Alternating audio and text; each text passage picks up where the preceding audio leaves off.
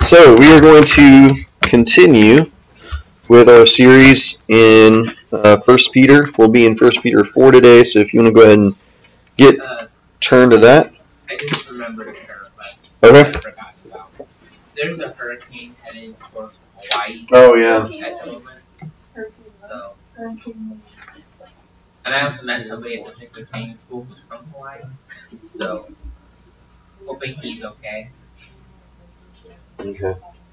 Yeah. All right.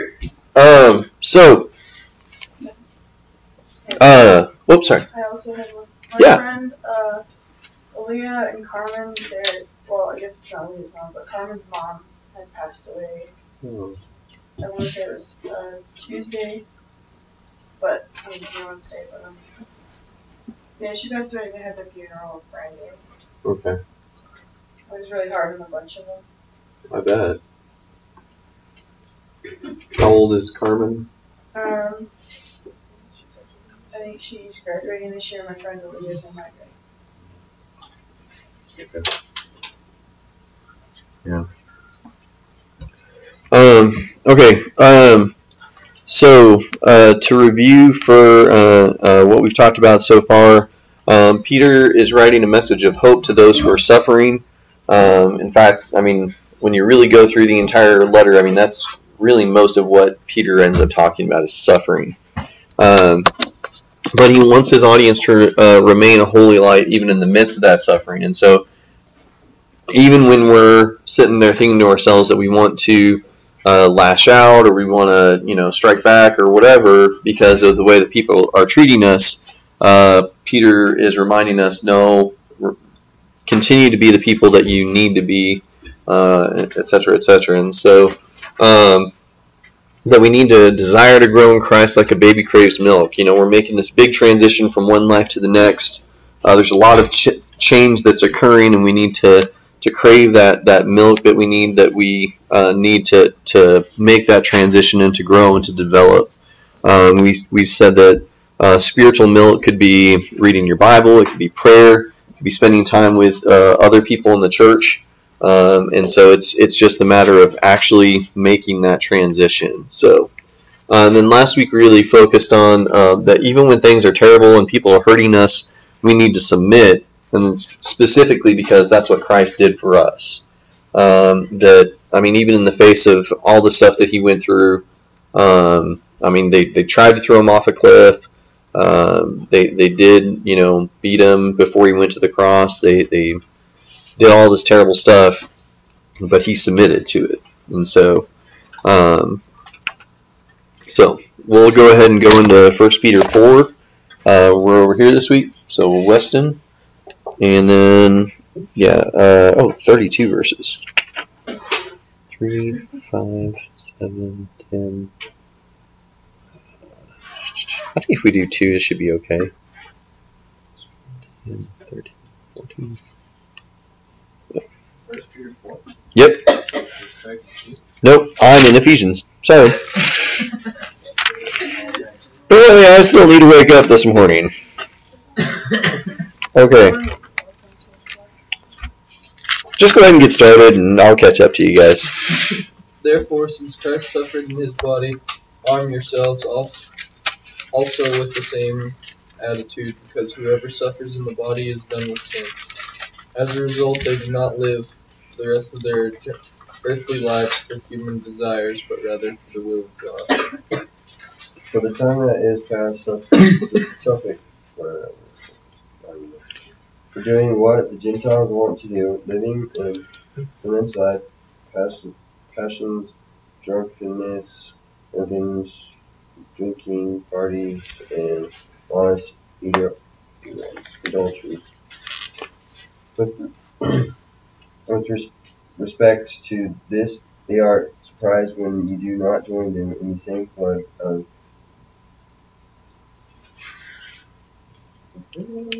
debauchery, and they remind you. But they will have to give account to him who is ready to judge the living and the dead.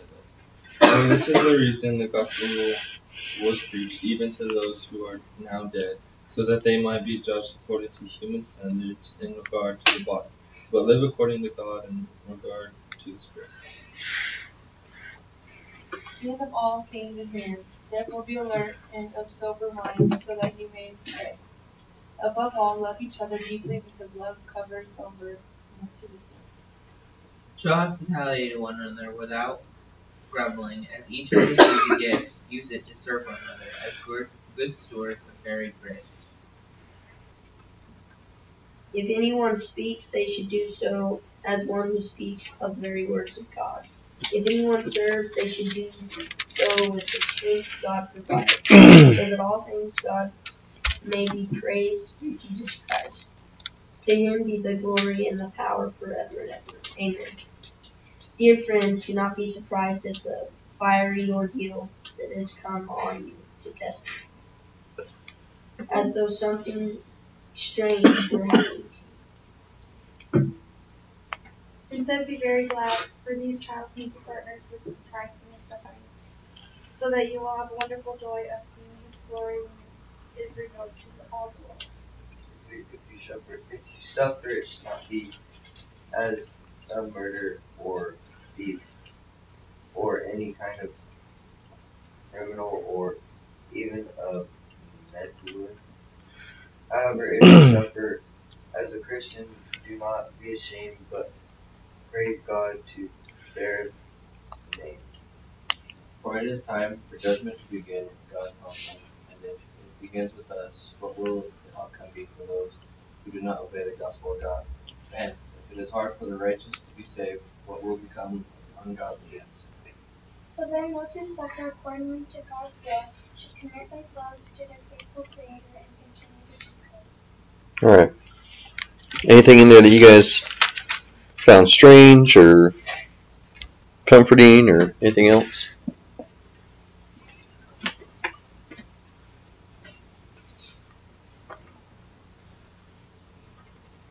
Are we good? All right.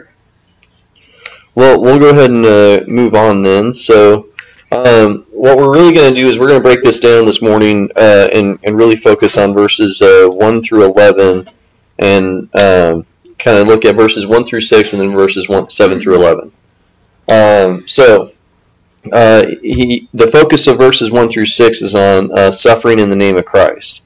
So he opens up in verse 1 talking about physical suffering, okay? And he's really not leaving any kind of doubt that in the life of the Christian there's going to be some kind of suffering, okay? And this isn't like generic suffering of, oh, I lost a loved one or something like that. That's not what Peter's talking about in his letter, okay? Peter's focus is on physical or emotional or whatever kind of suffering. And in particular here, he's talking about physical suffering, okay? And so if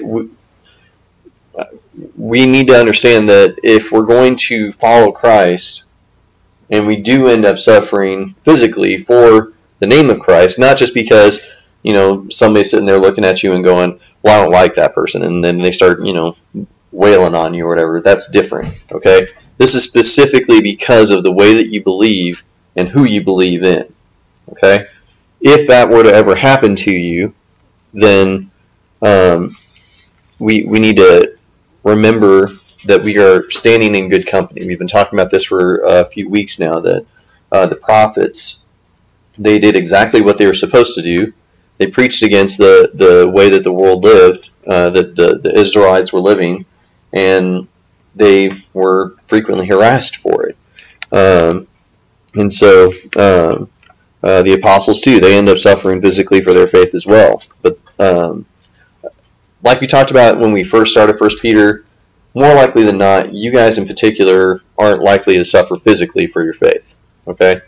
Unless you decide to go off somewhere and be a missionary where it's, hostile nation or something like that, the likelihood is just, in our area, it's just not very high. But this is also speaking to people all across the world throughout history, and so there's that message for those folks too. But Peter says something really interesting here. Verse 1, he says, because whoever suffers in the body is done with sin. So what do you think Peter means by that? Whoever suffers in the body is done with sin.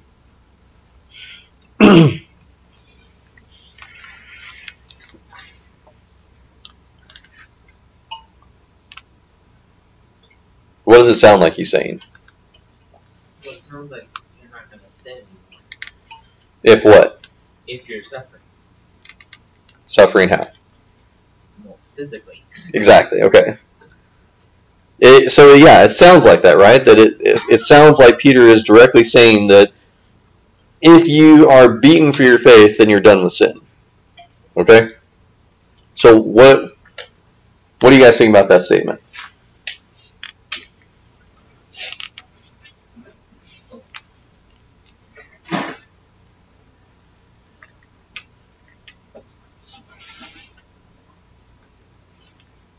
Does it sound weird? Yeah. Okay. It's okay to say that the Bible sounds weird at times, okay? Because it is. And even people that spend their lives studying it still sit there and wonder what in the world is trying to be said here, okay? So if you get to a part in the Bible and you're like, that sounds really weird, or that doesn't sound right, that sounds off, it's okay to say that, all right? Because there are plenty of people that are still trying to figure out a lot of stuff that's going on in the text. Okay, so why do you think that Peter would even try to say this idea of that suffering physically is going to make you done with sin? How would that work?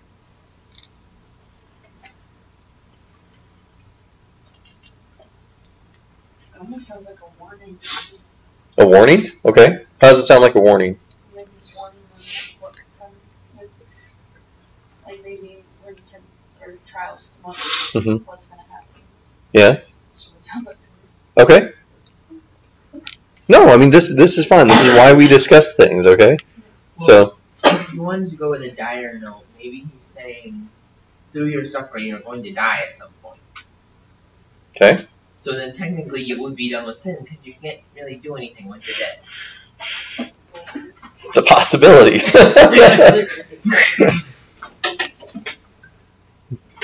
Yeah, I hadn't thought of it that way, but that's certainly a possibility too. Okay, when is sin defeated? Let's start there. And I'm going to clarify real quick. I don't have a direct answer as to what, like a definitive knowing of what Peter's trying to say here. Okay, I've got some guesses, but that's about it. So, but when is sin defeated? The cross. At the cross. Okay? So, sin is defeated at the cross. Okay?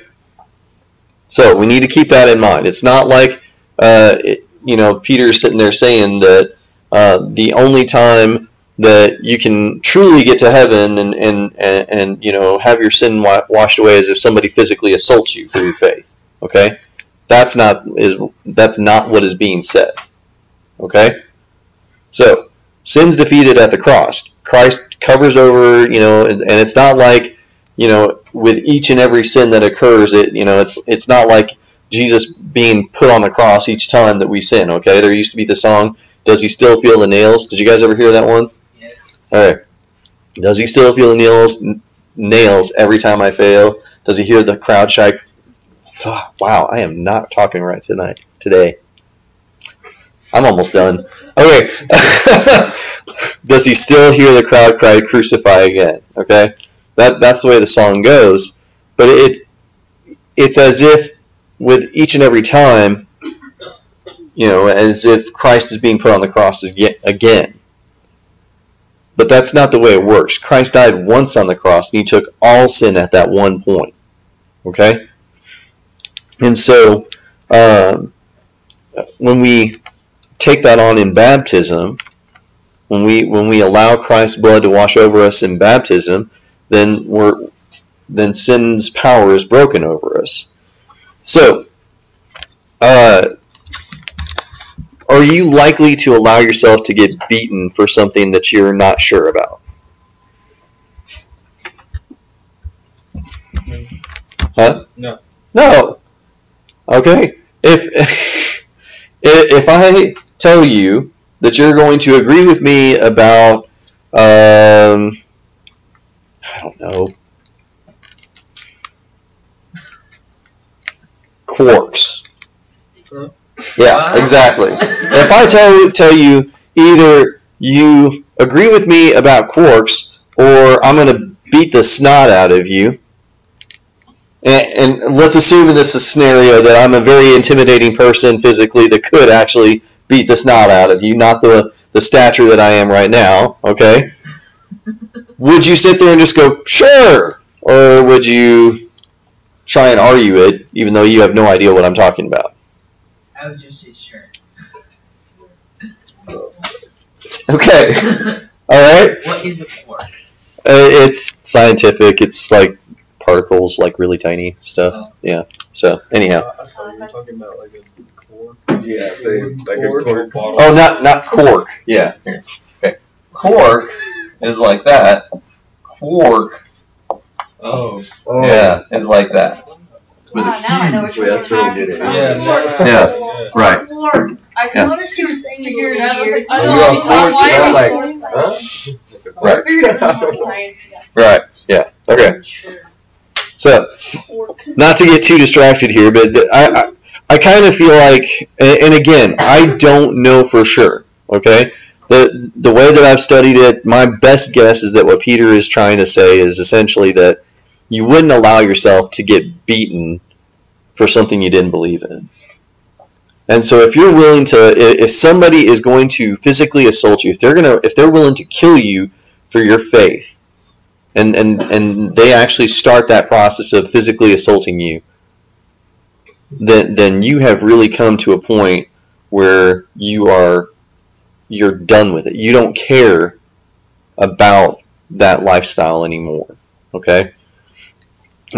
So that's the best thing that I can come up with on that statement. It's still really confusing to me. Maybe as I get older, I'll still understand it better, but that's where I'm at on it. So, okay, so next one, verse 2. All right.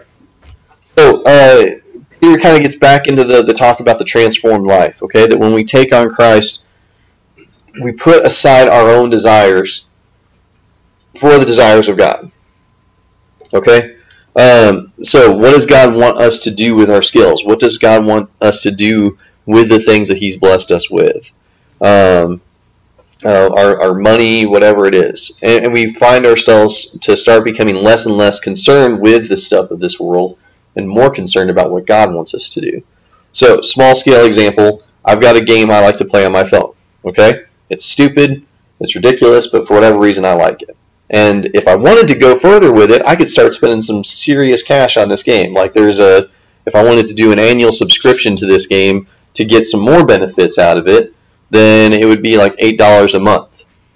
And then there's other packs that I could get in there that would really advance myself in the game that would be like $50 a pop or something like that. Okay? But I have to sit there and look at myself and go, is this really what matters? I mean, aside from the fact that I need to focus more on taking care of my family, is this even something that I want to say later on, that I spent money on versus doing something for the church? Okay? And it's not to say that we can't enjoy ourselves, okay? It's just monitoring how we actually do that. Like, when do we go into excess on stuff? When do we go into stuff that we don't need to be doing? Okay? And so that's the kind of that's just a small example of how worldly desires should start fading away as we transition into the transformed life. So, next thing, Peter goes into the worldly nature. All right. So, Peter specifically lists off a bunch of different stuff. Now, Hayden, what translation were you reading from? I think New English version. New English. What did it say in verse 3? For you have spent enough time in the past doing what pagans choose to do, living in what? Some weird, crazy name. Sensuality. Yeah, sensuality. Sensuality. Okay. All right. So, yeah, so the world is going to sit there and he's got this list here, and the funny thing is that the things that Peter was talking about that the world loves to do in 2,000 plus years ago, it's the same kind of stuff that the people in the world love to do today. And the response that they have to that when they see us not participating in it is the same as well. Okay? So, people come up to you and they start saying, just take a little hit from a joint. What's it going to hurt? Why are you so opposed to this? Or, what's wrong with getting a little bit drunk, People sit there and go, oh man, drunk people are so funny. They do the stupidest stuff.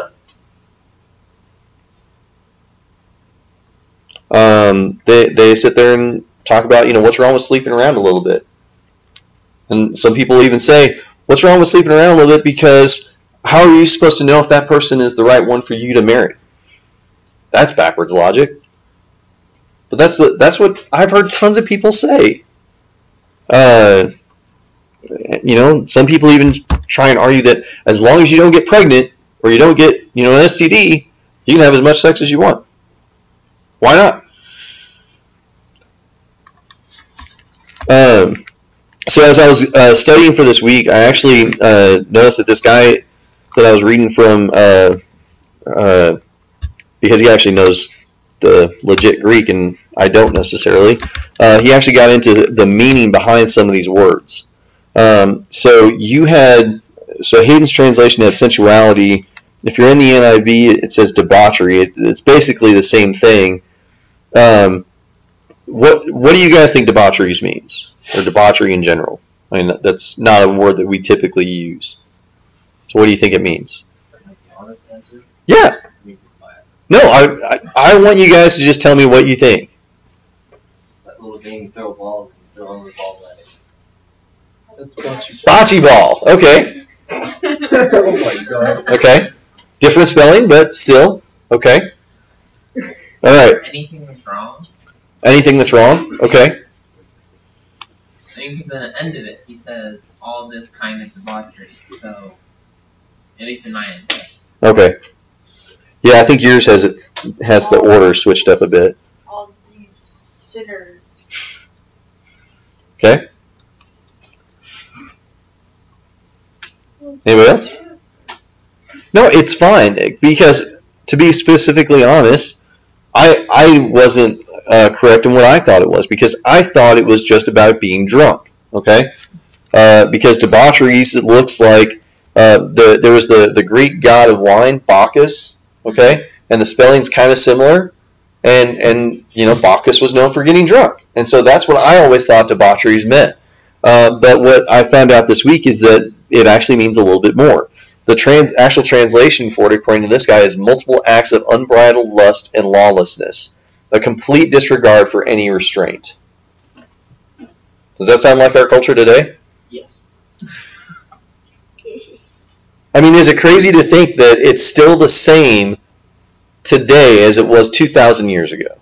Nothing is new under the sun. Yeah, I mean that's exactly the point. Is that it's not like this is something that just popped up in the time frame of Peter.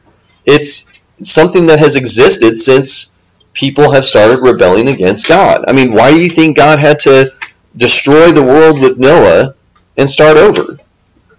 Why do you think when God is talking to Abraham about Sodom and Gomorrah, he sits there and says, if I can find 10 people, just 10 people who will obey me and not be ridiculous, then I'll spare the city. It's because this stuff goes on forever. In fact, even when Lot escapes from Sodom and Gomorrah, his daughters and him run into a cave, and his daughters are already so corrupted by the influence of Sodom and Gomorrah that they sit there and say, look, we don't want to, we need to marry within our family, but there's nobody really around or nobody really left, so let's get dad drunk and then we're going to sleep with him.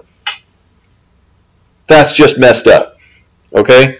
But this is the kind of world that we live in. and it's not anything new. And so that knowing that that's what that word actually means can actually help us understand a lot more of how it applies to our life today. I mean, that the world lives in these multiple acts of unbridled lust and lawlessness. Do what you want. Sleep with whoever you want to. Doesn't matter. You can do whatever you want to. Okay? So the next thing that I've gotten the list here is carousing. That's another one that we don't usually use. What do you guys think carousing means? What does it sound like it means? Arousing with a C. Yeah? Kinda? Corrals. What? Corrals. Corrals? Yep. Like cattle pens and such? Okay. Alright. Anybody else? No clue. Okay. And this is why it's important that we go over this kind of stuff, okay? You can look it up, but again, the English is probably going to be slightly different than what the Greek's original intentions actually is. So, this is another one where I thought was basically just talking about being drunk, okay? Which is weird that I thought that now that I look at this passage, because if I thought debauchery was drunkenness, and then he says, so essentially that would read drunkenness, lust, drunkenness, orgies, drunkenness. Well, orgies is drunkenness. That I know for sure. No, orgies is more than drunkenness. That's more like Well, yes, but group, I'm just saying. sexual activity. Part of it. Yeah. Anyhow. I'll wait till we get that. Yeah. So yeah, I don't know why, but that's how I had always looked at carousing, was this idea of drunkenness. Now, is drinking sinful? No. Unless you get drunk. Yeah. Okay. When they're at the Last Supper, what are they drinking? Wine. Wine. When Paul is getting on to Timothy because of his stomach issues, what does he tell him? Drink some wine. Drink some wine. Okay. Now I've heard people sit here and argue, well, it was just grape juice. It was just grape juice. It wasn't that fermented back then, so it was just grape juice. Okay. How did you get drunk off grape juice? Okay. You must be chugging a lot of grape juice. Right. So even if somebody wanted to try and argue that, what's Jesus' first miracle? Turns water into wine. Okay? And it's clear that it's good wine because the master of the ceremony comes and approaches the groom and says, most people save the cheapest, most diluted wine to the end. You have saved the what wine? Best. The best wine for last. You gotta imagine what it was like for the groom, because he was probably like, I thought I was saving the cheapest wine for last. I don't know what you're talking about, but okay. And so that probably confused him a little bit. But this is the point, okay, is that that's not what Peter's trying to get at. The idea that any kind of drinking whatsoever is sinful is not what he's saying. Okay, it's not anywhere in the Bible. And we've talked about drinking excessively. Nuts. I still got a lot to do. But this is what carousing actually means, according to what the book I was reading. Carousing suggests a drinking party, not of necessity excessive, but giving the opportunity to excess. So it's not necessarily I am, going with the intent of getting drunk, but being in a place where you could put yourself in that situation. Okay? So basically, it's not like going to a bar. It's more like going to a party with like a small cup of champagne. That's all you're going to have, unless you excess the drink. I mean, it's more along the lines of, are you going to a place where it's likely that that's the goal of at least everybody else there? Okay? So this is kind of what he's talking about, is this lifestyle of not not getting drunk for being drunk's sake, but that you just keep drinking and then you end up getting drunk. Okay, and the life that kind of goes along with that. I mean, if you're in the position where you're doing that, then you're not just somebody that's fine everywhere else, and then you're doing that. There's a lot more that goes into that. And then he talks about he talks about idol worship too in verses 3 through 4 here. And then the biggest thing that I want to point out is that idol worship in the ancient days led to immorality and intemperance. That's what this guy was saying. So it's this idea that whatever you're worshiping, if it's leading to immorality, if it's leading to short-tempered and that kind of stuff, then you're not worshiping God. Okay? A bunch of people get all hyped up over politics right now. If you're losing it over politics, you're not worshiping God. You're worshiping a party. Okay? So, let's get into this part about preaching the dead real quick, because that's a really strange thing that Peter talks about, and I really want to cover that here in class. Okay, so what do you think he means by this in verse 6? He says, for this is the reason the gospel was preached even to those who are now dead, so that they might be judged according to human standards in regard to the body, but live according to God in regard to the spirit. What is he saying?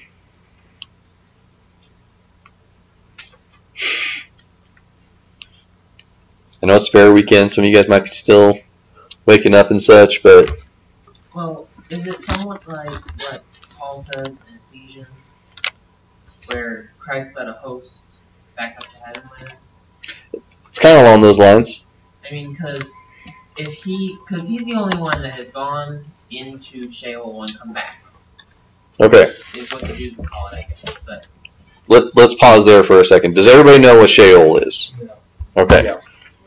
All right. Ravioli. Okay.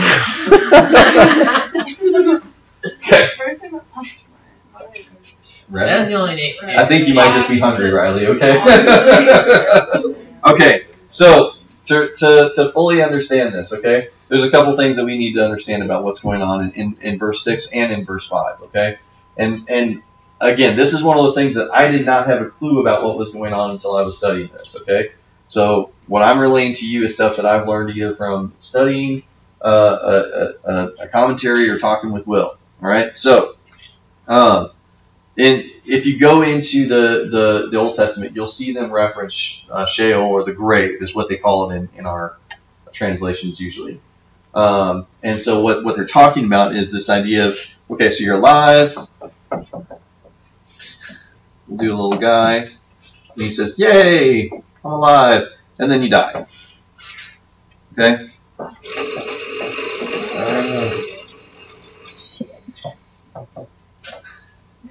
It does look like shed, actually. Okay. Yeah, okay, whatever. All right.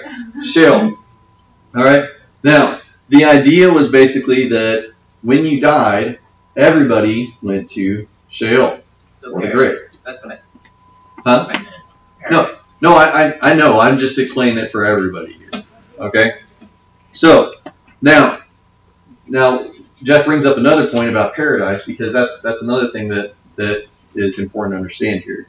So, there's Sheol, and then eventually what they started saying was, well, is there a difference between people that die who are faithful and people that die that aren't faithful? Okay? And you do see some kind of idea of this, because when the criminal's on the cross with Jesus, and he defends Jesus, what does Jesus say in response? Today you will join me in paradise. I'm going to what? No. Alright? So Jesus is specifically telling somebody, today you will join me in paradise. Okay? And so the idea eventually existed that there was this difference between paradise and everybody else. I'll just leave that guy there. Okay? He did. Okay? And Jesus even still makes another reference to this elsewhere, because he specifically talks about a parable of the rich man and Lazarus, right? And Lazarus is this poor guy, and the rich man doesn't take care of him at all. And the poor guy finally dies, rich guy dies, and then Lazarus is up in paradise with Abraham, and the rich man's where? Sheol. In Sheol. Okay? And so it specifically talks about how the guy is sitting there in agony, the rich man's in agony, and he sees Lazarus with Abraham, and he says, Father Abraham, please tell Lazarus to dip his finger in the cool waters to quench my thirst because it's aching down here. And he says, no, I can't because there's this chasm. Even if I wanted to, I couldn't because there's this deep chasm that exists between us that I can never cross. Okay? And so the idea is that when people die, it's essentially before judgment, it's this holding area. Okay? And everybody goes there. And so what Jesus does, we also mentioned this point before too. The prophets didn't know exactly what God had in mind, what God was going to do. They knew that God was going to do something. They knew that he was planning something, but they didn't know what. And so they were looking forward to it. And, I don't remember exactly where it is, but it specifically is said somewhere in one of these letters. The prophets looked into this with the greatest care. They long to know what you all know today, which is God's redemption of all people is found through Christ. And so it's essentially this idea that everybody that died before Christ's arrival, Jesus goes to and preaches to them and says, hey everybody, so you know what, how God was, my dad was trying to tell you, the Father was trying to tell you about this big plan that was coming. That's me. I am God. I died for sin. I shed my blood so that you all could be redeemed. And now you all know what's coming after this. And so the righteous knew it wasn't just going to be an eternity in this grave. That eventually they were going to be restored to God. That was the thing that they were waiting for. All right. So,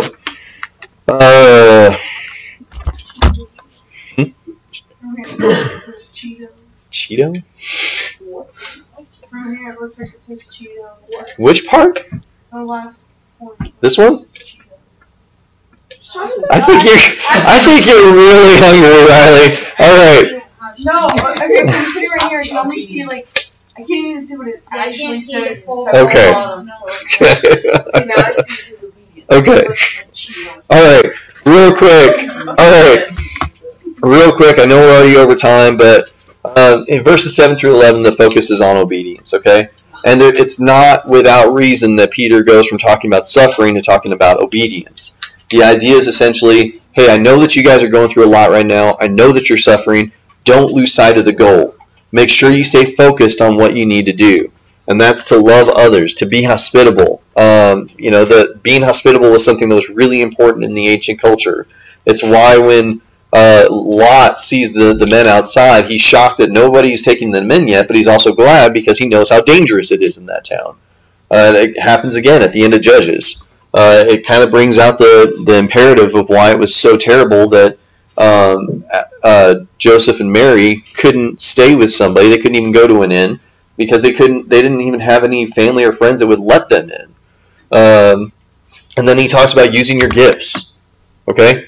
If you're going to obey the gospel, you need to use the gifts that God has given you. And the only other thing I want to say about that is that, again, when you know what the Greek actually says about this kind of stuff, that's really interesting because the guy I was reading points out when Peter says he provides for you, he's not just saying, oh, here, you need to go buy a washer for me. Let me give you $1. I mean, that's just kind of like, okay, that'll take care of it. Or I'm going to tell Weston to go get me a Sonic drink. Okay? That's what, $2? Sure. Here's $2. Okay? That's not what God does. God specifically says, here, Weston, I want you to go get me a Sonic drink. Here's $1 million. It's this idea of abundant provision. Okay? Abundant provision. God is specifically asking us to participate with him in the work of the kingdom. And he's not just sitting there giving you just a little bit just to get by. He's giving you abundantly what you need to help in that work. All right? Keep that in mind. So this week, even in the midst of suffering, Peter calls on us to be sure to use our skills for the kingdom. No youth group activity this week, and then next Sunday is Labor Day weekend, so spend time with your family. I'm sure a lot of you guys are going to hit up the lake. Just spend time with family or get together as a group and do something on your own, but there's nothing specifically scheduled. So that's it. See you guys in worship. Love you guys. You're awesome. Don't forget about lunches this week. Yay! And invite your friends. No. What was the message? How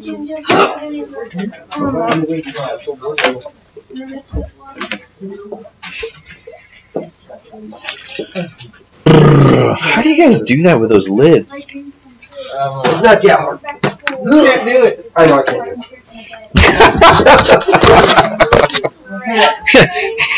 It's not that hard.